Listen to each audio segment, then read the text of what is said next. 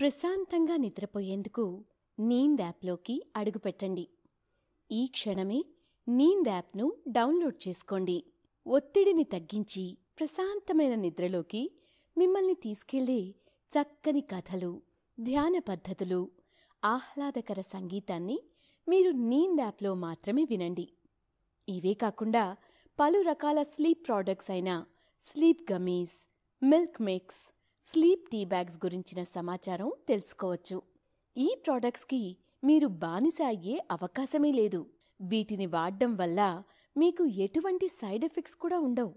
సంపూర్ణంగా నిద్రపోయేందుకు ఇవి సహకరిస్తాయి. మీ నిద్రానుభవాన్ని మరింత మెరుగుపరుస్తాయి. నమస్తే, నేను మీ అనురాధ. ఇప్పుడు రచయిత హరీష్ పంపిన హాథీరామ్ బాబాజీ అనే కథను విందామా? తిరుమల వెంకటేశ్వర స్వామిని దర్శించుకోవడానికి ప్రపంచం నలుమూలల నుంచి భక్తులు వస్తూ ఉంటారు. వందల కిలోమీటర్లు పాదయాత్ర చేసి 7 కొండలు దాటి శ్రీవారిని దర్శించుకుంటూ ఉంటారు. గంటల తరబడి క్యూ లైన్లో వేచి ఉండి కొన్ని క్షణాల పాటు స్వామి విగ్రహం చూసి జన్మ ధన్యం అనుకునేవాళ్ళు చాలామందే ఉంటారు. అలాంటిది సాక్షాత్తు ఆ వెంకటేశ్వరుడే ఓ భక్తుడి కోసం దిగి వచ్చారని మీకు తెలుసా? అయితే మనం ఈ కథ వినటం ప్రారంభించే ముందు సౌకర్యవంతమైన స్థితిలోకి వెళ్దాం. మీకు ఇష్టమైన రీతిలో పడుకొని అన్ని లైట్లను ఆఫ్ చేసి మీ కళ్ళు మూసుకోండి. నెమ్మదిగా గాలి పీలుస్తూ పూర్తిగా లోతైన శ్వాస తీసుకుని వదలండి. ఈ ప్రపంచాన్ని, ఇవాల్టి జ్ఞాపకాలను మెల్లగా పక్కకు నెట్టి క్రమంగా నిద్రలోకి జారుకునే సమయం ఇది. మరోసారి నెమ్మదిగా గాలి పీలుస్తూ లోతైన శ్వాస తీసుకుని మీ శరీరంలోని ఒత్తిడిని బయటకు వదిలివేయండి. ఇప్పుడు మీరు చేయాల్సిందల్లా విశ్రాంతి తీసుకోవడం, సేద తీరటం, మునుపటి స్థితికి రావటం. మీరిప్పుడు మంచం మీద ఉన్నారు. రోజువారీ అలసట నుంచి మీ శరీరం విశ్రాంతి తీసుకుంటున్నట్లుగా మీకు అనిపిస్తుంది. కాళ్ల నుంచి మొదలుపెట్టి మీ అవయవాల్లోని ఒత్తిడిని ఒక్కొక్కటిగా బయటకు పంపించేయండి. మీకోసం అవన్నీ రోజంతా చాలా కష్టపడ్డాయి కాబట్టి వాటికి విశ్రాంతి తీసుకునే అర్హత ఉంది. ముందుగా మీ పాదాల్లో మొదలైన విశ్రాంత అనుభూతి క్రమంగా మీ మోకాలి క్రింది భాగానికి చేరుతుంది. అక్కడి నుంచి మోకాళ్లలోకి ప్రవేశిస్తుంది. ఇప్పుడు మీ కాలి ఎగువ భాగాన్ని విశ్రాంతి తీసుకోనివ్వండి. ఈ విశ్రాంత అనుభూతి క్రమంగా మీ పొత్తి కడుపు నుంచి వెన్నెముక మీదుగా ఎగువ వీపు వరకు వచ్చి తరువాత ఛాతీలోకి ప్రవహిస్తున్నట్లుగా గుర్తించండి. అక్కడి నుంచి మీ భుజాల్లోకి, తరువాత చేతుల్లోకి, చివరిగా వేలి కొనల వరకు వెళ్తున్నట్లుగా అనుభూతి చెందండి. ఆపై మీ మెడ, తల, ముఖం వరకు ఆ అనుభూతి ప్రవహిస్తుంది. ఇప్పుడు మీ శరీరం మొత్తం ప్రశాంతంగా, రిలాక్స్డ్గా నిద్రకు సిద్ధంగా ఉంది. త్వరలో మీరు చక్కని నిద్రలోకి జారుకుంటారు. డ్రీమ్ ల్యాండ్లో ప్రశాంతంగా ప్రయాణిస్తారు. ఈ ప్రయాణం ఉదయం వరకు కొనసాగుతూ ఉంటుంది. కాబట్టి మీరు కథను వింటున్నప్పుడు మీ శ్వాసను కూడా అనుసరించండి. అద్భుతమైన నిద్రానుభవం కోసం మీ శరీరం మొత్తానికి విశ్రాంతినిస్తూ స్థిరంగా ఉండండి. ఇప్పుడిక కథలోకి వెళ్దాం. సమయం ఉదయం 6 గంటలు.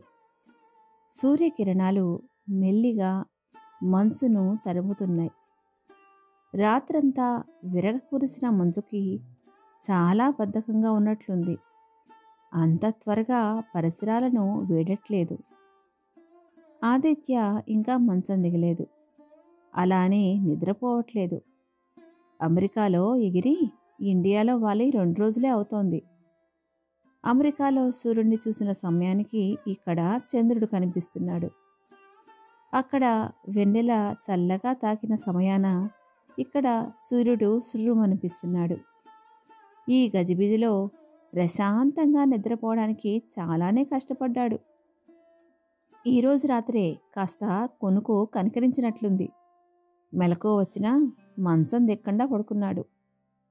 ఇన్ని రోజులు అమెరికాలో మోసిన ఉద్యోగ బాధ్యతల నుంచి కాస్త తీరిక దొరికిందని హాయిగా దుప్పట్లో ఒదిగిపోయాడు. ఆదిత్య అమ్మమ్మ పూజ చేస్తున్నట్లుంది. ఇల్లంతా సాంబ్రాణి అగరబత్తీల పొగ తిరుగుతోంది. ఆ సువాసన ఆదిత్యని తీసుకెళ్లి పాత రోజుల్లో పడేసింది. అమ్మమ్మ రేడియో ఆన్ అయింది. వినా వెంకటేశం ననాథో ననాథ సదా వెంకటేశం స్మరామి స్మరామి అని పాడుతోంది. 11 ఏళ్ల ఆదిత్యకి ఠక్కున మెలకు వచ్చేసింది. ఆ ముందు రోజు సాయంత్రమే సంక్రాంతి సెలవులకని అమ్మ నాన్న అక్కయ్యతో కలిసి అమ్మమ్మ వాళ్ళ ఊరు వచ్చాడు. బస్సు దిగే సమయానికి చీకటి పడిపోయింది. ఊరెప్పుడు చూస్తాం, పాత స్నేహితులతో ఎప్పుడు ఆడుకుంటాం అని ఆలోచిస్తూ పడుకున్నాడు. ఇదిగో ఇప్పుడు అమ్మమ్మ రేడియోతో నిద్రలేచాడు. తన చిన్నప్పటి నుంచి అమ్మమ్మ పూజలు మారలేదు, రేడియో పాటలు మారలేదు. ప్రతి పండుగకి ముందు తిరుపతి యాత్రకు వెళ్ళడమూ మారలేదు. ఇప్పుడు అమెరికా నుంచి ముందుగానే రావడానికి కారణం కూడా తిరుపతి యాత్ర ఏటా తప్పకుండా కుటుంబం మొత్తం శ్రీవారి చెంతకు వెళ్ళి రావాల్సిందే. ప్రతి ప్రశ్నకి అమ్మమ్మ దగ్గర ఓ పురాణ కథ సమాధానంగా ఉంటుంది.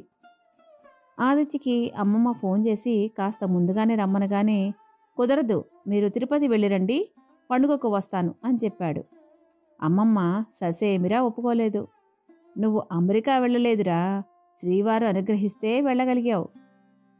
ఇప్పటిదాకా ఏ చీకు చింత లేదంటే ఆయన చలవే. నేను రాను, మీరు వెళ్ళండి అంటున్నావు, లెంపలేసుకో వెధవా అని తిట్టింది.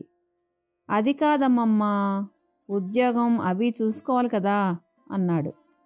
ఏం ఉద్యోగం రా, మార్కండేయుడంతటి వాడే పెద్ద వరం పొందిన తర్వాత కూడా వెంకటేశ్వర స్వామి దర్శనానికి వచ్చాడు, నువ్వెంత అంది. ఇంకా తప్పేలా లేదని ఆఫీస్లో ఎదలో లీవ్ తీసుకుని ఆదిత్య ఇండియా వచ్చేశాడు.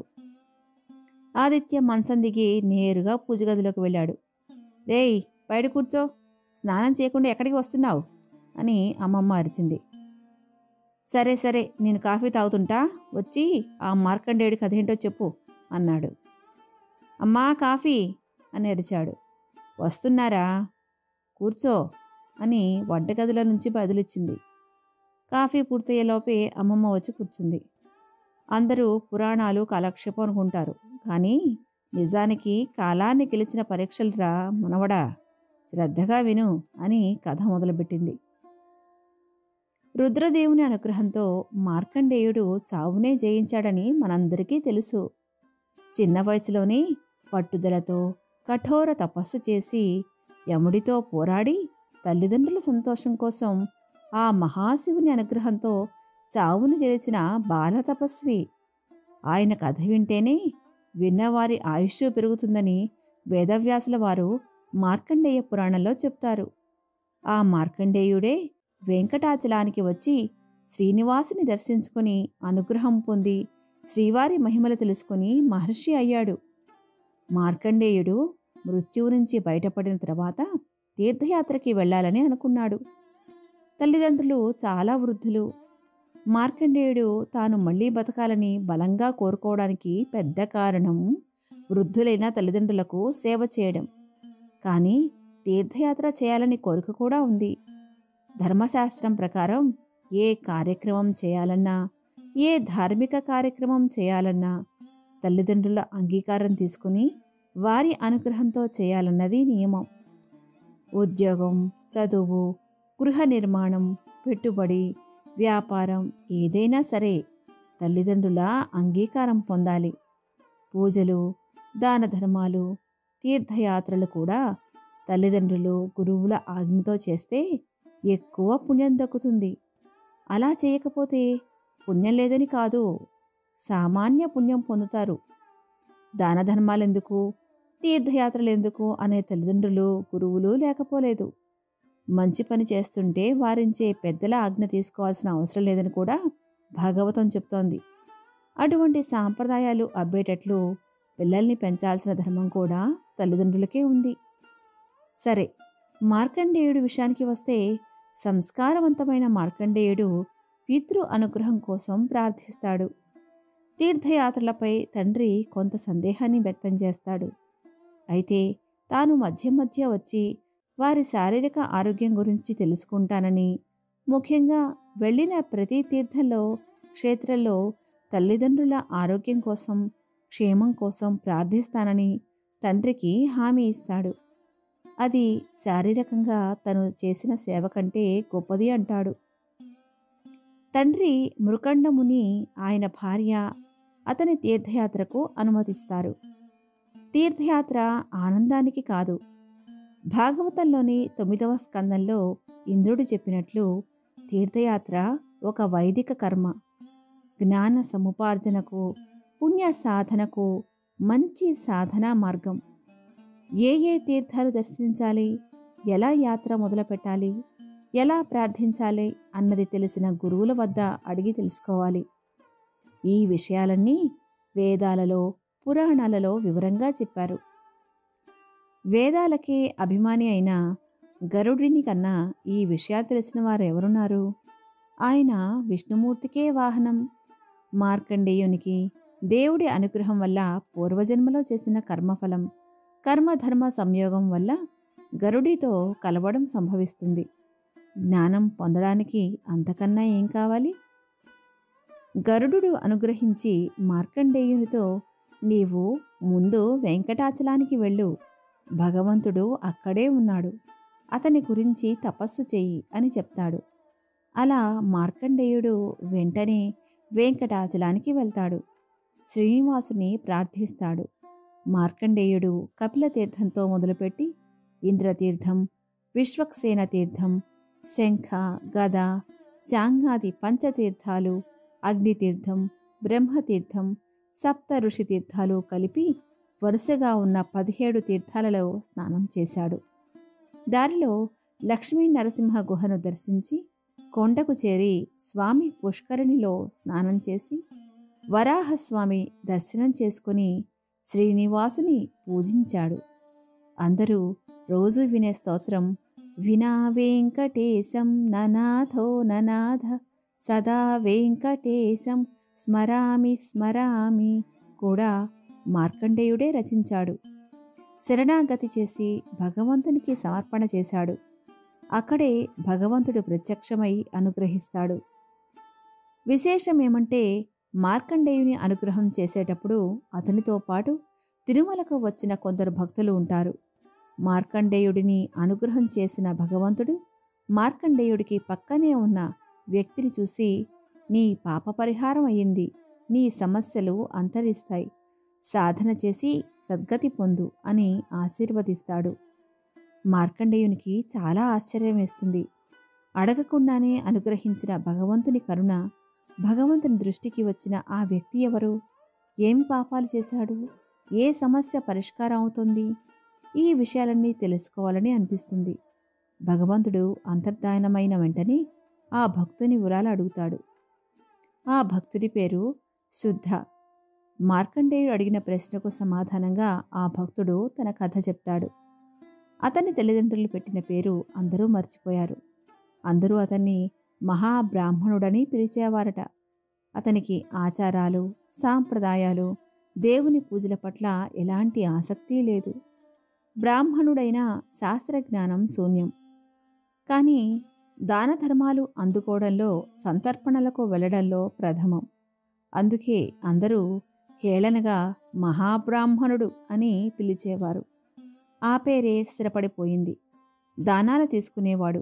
వాడికి తగ్గట్టు జపతపాలు చేసి దానంతో వచ్చిన పాప పరిహారం చేసుకోవాలి, లేకపోతే చాలా అరిష్టం. ఈ మహాబ్రాహ్మణుడు అందరి దగ్గర రకరకాల దానాలు తీసుకుని ప్రాయశ్చిత్తం చేయక అరిష్టానికి గురయ్యాడు. క్రమంగా విపరీతమైన దారిద్ర్యంలో మునిగిపోయాడు.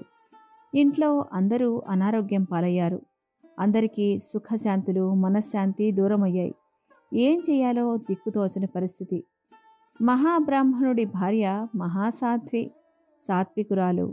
ఆమె ప్రారబ్ధం కొద్దీ వీడికి భారీగా వచ్చి నరకం అనుభవించాల్సి వచ్చింది. కానీ అటువంటి స్త్రీలో సాక్షాత్తు లక్ష్మీదేవి కొలువై ఉంటుందని నమ్ముతారు. వింతగా అప్పటి వరకు ఆమె ఎంత చెప్పినా భర్త పట్టించుకునేవాడు కాదు. పరిస్థితి భరించలేక ఆ సాధ్వి శాస్త్రంలో చెప్పిన విషయాలు భర్తకు చెబుతూ వచ్చింది. తాను ఈ విషయాలు చెప్పట్లేదని, తనలోని లక్ష్మీదేవి ఈ విషయం చెప్తుందని భావించి చేయబోయే సూచన ఖచ్చితంగా అమలు చేయమని భర్తను కోరుతోంది. మన దారిద్ర్యానికి, అనారోగ్యానికి, అనుభవిస్తున్న నరకానికి కారణం మన పూర్వజన్మ కర్మ ఫలమే. అలా అని ఈ జన్మలో అన్నీ సరిగ్గా ఉన్నాయా అంటే అదీ లేదు. పెద్దల నుంచి, పండితుల నుంచి నీ విన్నది, ఈ పాపాలు పరిష్కరించగలిగేది ఆ శ్రీనివాసుడే. వెంటనే వెంకటాచలానికి వెళ్ళి స్వామి పుష్కరిణిలో స్నానం చేసి వెంకటేశ్వరిని ప్రార్థించండి. అదొక్కటే మనకు మార్గం అని చెప్తుంది. భార్యని చెబుతున్నానని తీసిపారేయకండి. నాలోని లక్ష్మీదేవి చెప్తుందని ఈ ఒక్క మంచి పని చేయండి అని ప్రాధేయపడుతుంది. అలా భార్య ప్రోద్బలంతో కష్టాలు భరించలేక వేరే మార్గమూ లేక అతను తిరుమలకు బయలుదేరుతాడు. కపిలతీర్థంలో స్నానం చేస్తుంటే అగస్త్యుల వారి దర్శనం కలిగి వారిని ప్రార్థిస్తాడు. ఆయన దివ్య దృష్టితో ఇతని అనేక పాపాల విషయం తెలుసుకుని తీర్థస్నానం చేసి కొండ ఎక్కమంటాడు. అలానే 17 తీర్థాలలో మార్కండేయులతోనే స్నానం చేస్తూ కొండకు వస్తాడు. స్వామి పుష్కరిణిలో స్నానం చేసి తను చేసిన తప్పులు తెలుసుకుని పశ్చాత్తాపం కలిగి ప్రాయశ్చిత్తం చేయదలచి పుణ్యాత్ములైన మహాత్ములను చూసి వారి సాంగత్యంలో తరిద్దామని తలచి మార్కండేయునితో భగవంతుడి దర్శనానికి వచ్చాడా బ్రాహ్మణుడు. భగవంతుడు అతన్ని మార్కండేయుని పక్కన చూసి, నీ పాపాలు ఈనాడితో ప్రక్షాళనమయ్యాయి, సకల సౌభాగ్యాలు కలుగుతాయని, సుఖంగా జీవించు అని అనుగ్రహిస్తాడు. ఈ విషయాలని మార్కండేయునితో చెప్తాడు. భగవంతుని అనుగ్రహం అలా పొందిన అతనికి శుద్ధ అని దేవతలు పేరు పెడతారు. మార్కండేయునితో కలిసి ఈ బ్రాహ్మణుడు కొండ కింద ఉన్న అగస్త్యాశ్రమానికి వెళ్తాడు. అగస్త్యుల ద్వారా ఇద్దరూ ఉపదేశం పొంది సాధన చేసి తరిస్తారు. ఈ కథంతా ఆదిత్య శ్రద్ధగా విన్నాడు. అమ్మమ్మ అతని వైపు చూస్తూ, అర్థమైందా? ఎంతటి పాపాలనైనా ప్రక్షాళన చేసే శక్తి, ఎంతటి వరాన్నైనా అందించే మనసు ఆ శ్రీనివాసుడికే ఉంది అని చెప్పింది. ఏటా ఆ దేవదేవుడి అనుగ్రహం ఉండబట్టి ఈరోజు ఇలా బతుకుతున్నాం అని చెప్పింది. అలాగే అమ్మమ్మ, ఖచ్చితంగా ఏటా తిరుమల యాత్రకు వెళ్దాం. నిన్ను ఏటా 7 కొండలు ఎక్కించే బాధ్యత నాది. ఆరోగ్యం బాలేదనుకో, మార్కండేయుడిలాగా నేనే వెళ్ళి నీకు ఆరోగ్యం ప్రసాదించమని కోరుకుంటా అన్నాడు. మా బంగారు కొండ అని మనవాడిని ముద్దు పెట్టుకుంది.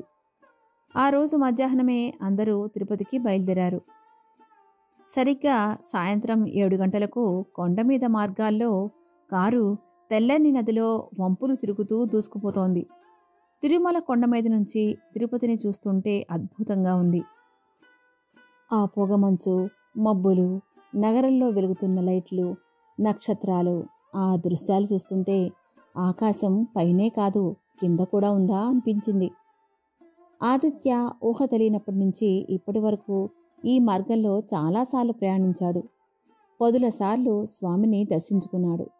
చిన్నప్పుడు పండుగ సెలవులు వస్తుంటే తిరుమలకి ఎప్పుడు వెళ్తాం అమ్మా అని ఆరాలు తీసినవాడు. స్నేహితులు గుండు చూసి ఆట పట్టిస్తుంటే కొండ మీద ఉన్న బొమ్మలు చూపించి పగ తీర్చుకునేవాడు. కానీ ఈ ప్రయాణం కాస్త కొత్తగా అనిపిస్తోంది. అమెరికాలో అలవాటు పడిన జీవితానికి ఇప్పుడు పొద్దుతున్న ప్రశాంతత మధ్య అతనికి తేడా స్పష్టంగా తెలుస్తోంది. తిరుమల చేరుకోగానే అందరూ విశ్రాంతి తీసుకోవడానికి సిద్ధమైపోయారు. అమ్మమ్మ మాత్రం ఆదిత్యను వెంటబెట్టుకుని మాడ వీధుల్లోకి చేరుకుంది. ఏదో ఊరేగింపు జరుగుతూ ఉంటే కళ్ళు మూసుకుని దండం పెట్టుకుంది. ఆ ఊరేగింపు దాటి వెళ్లే వరకు కళ్ళార్పకుండా చూస్తోంది. ఆదిత్య తనకు తెలియకుండానే ఆమెను అనుసరించాడు. పండుగ ముస్తాబులతో ఆలయ పరిసరాలు వెలిగిపోతున్నాయి. భూమి మీద నిత్యం సందడిగా ఆధ్యాత్మిక పరిమళాలు వెదజల్లుతూ ఆ ప్రాంతం తిరుమల మాత్రమే అని అనిపిస్తోంది. ఊరేగింపులో వచ్చిన పులిహోర ప్రసాదం తింటూ ఆదిత్య అమ్మమ్మ వెంట నడుస్తున్నాడు. అమ్మమ్మ 2 చేతుల్లోనూ పులిహోర కప్పులు ఉన్నాయి.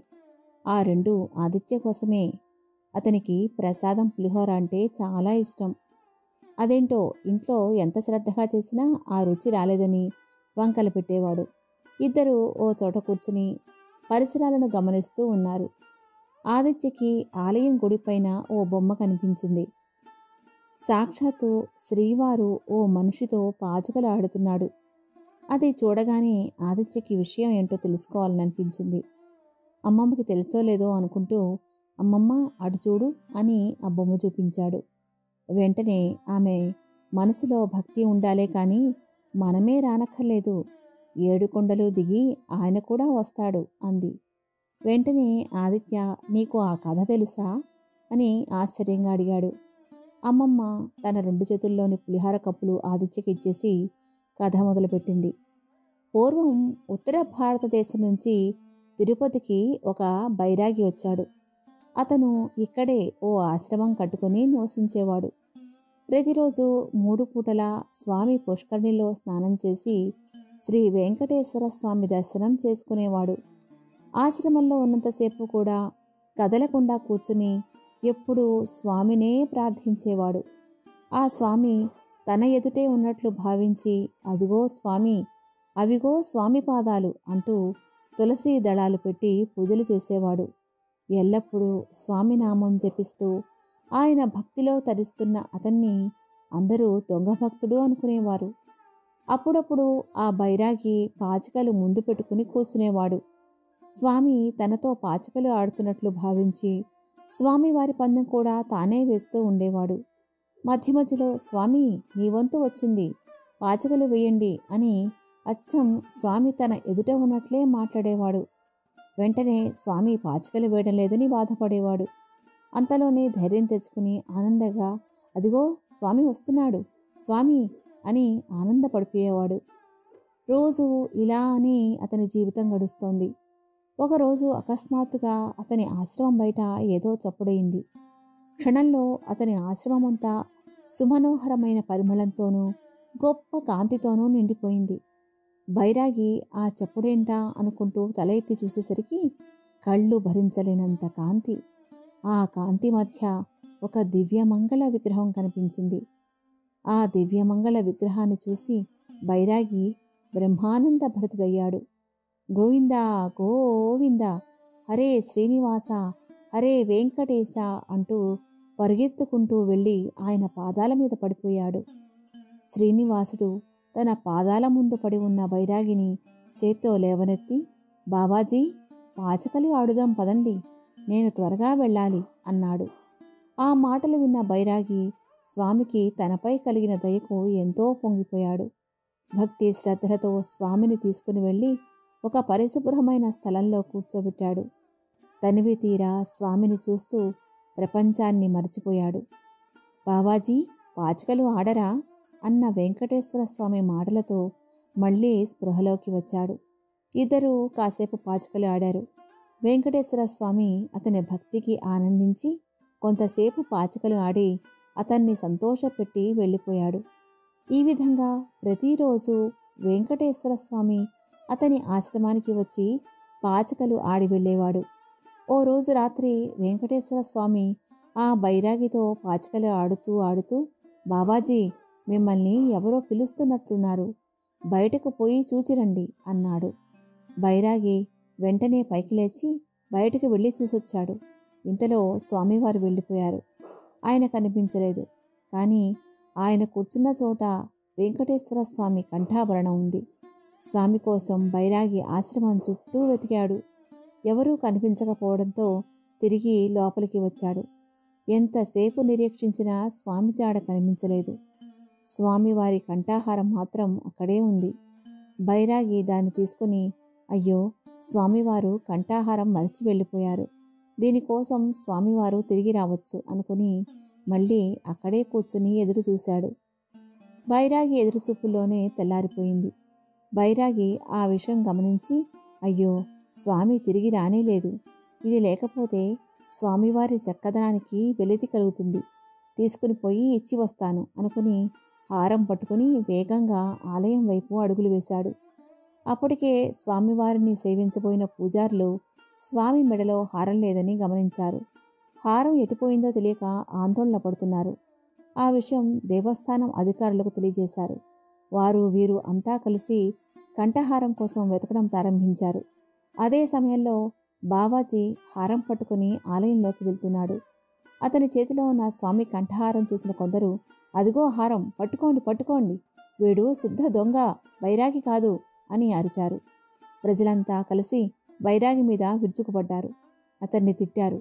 తలకు దెబ్బ కొట్టడం ప్రారంభించారు. బైరాగి ఏం చెప్పినా ఒక్కరు కూడా వినలేదు. ఇంతలో ఒక అధికారి అక్కడికి వచ్చారు. ఎందుకు అందరూ అతన్ని పట్టుకుని కొడుతున్నారు?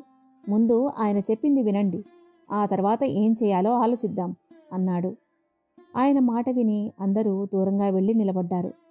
బైరాగి జరిగిన సంగతంతా ఆ అధికారికి చెప్పాడు. కానీ ఎవరూ అతని మాటలు నమ్మలేదు. స్వామికి పనిపాట లేక ఈ దొంగతో పాచుకలు ఆడి కాలక్షేపం చేయడానికి వెళ్ళారట. అప్పుడు ఆయన హారం ఇతని ఆశ్రమంలో మరచిపోయారట.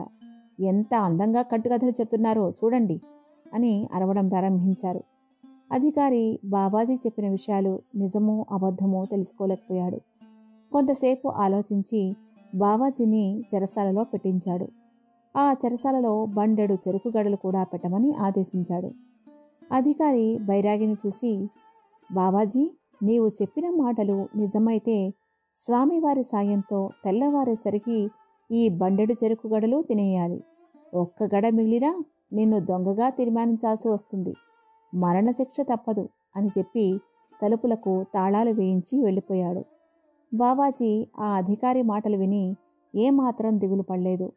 ప్రశాంతంగా కూర్చుని చాలాసేపు వెంకటేశ్వర స్వామిని ధ్యానించాడు.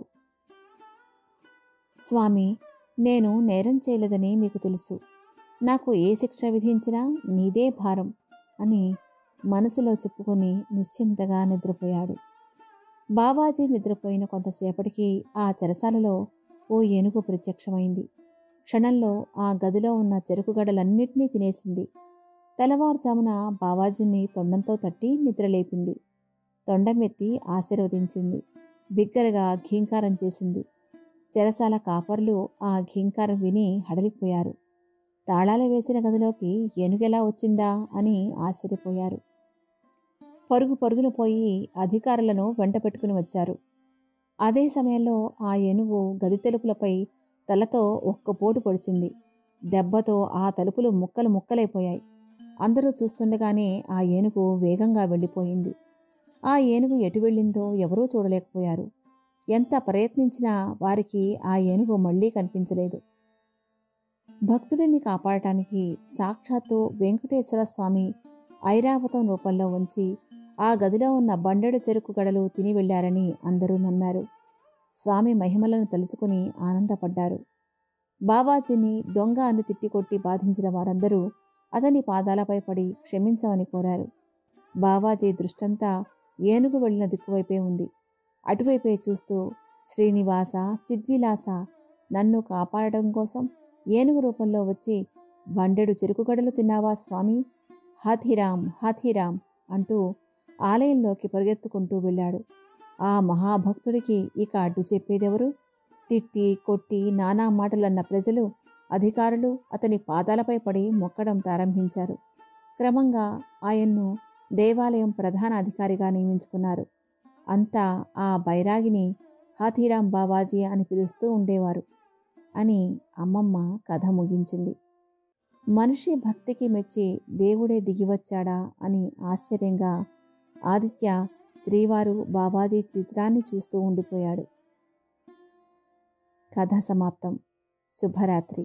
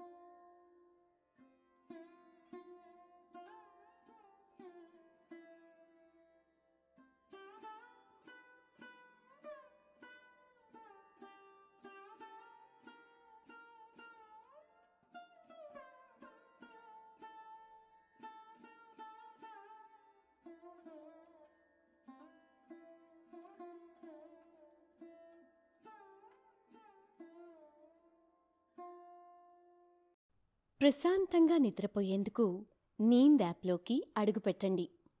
ఈ క్షణమే నీంద్ యాప్ను డౌన్లోడ్ చేసుకోండి. ఒత్తిడిని తగ్గించి ప్రశాంతమైన నిద్రలోకి మిమ్మల్ని తీసుకెళ్లే చక్కని కథలు, ధ్యాన పద్ధతులు, ఆహ్లాదకర సంగీతాన్ని మీరు నీంద్ యాప్లో మాత్రమే వినండి. ఇవే కాకుండా పలు రకాల స్లీప్ ప్రోడక్ట్స్ అయిన sleep gummies, milk mix, sleep tea bags గురించిన సమాచారం తెలుసుకోవచ్చు. ఈ ప్రోడక్ట్స్కి మీరు బానిస అయ్యే అవకాశమే లేదు. వీటిని వాడడం వల్ల మీకు ఎటువంటి సైడ్ ఎఫెక్ట్స్ కూడా ఉండవు. సంపూర్ణంగా నిద్రపోయేందుకు ఇవి సహకరిస్తాయి. మీ నిద్రానుభవాన్ని మరింత మెరుగుపరుస్తాయి.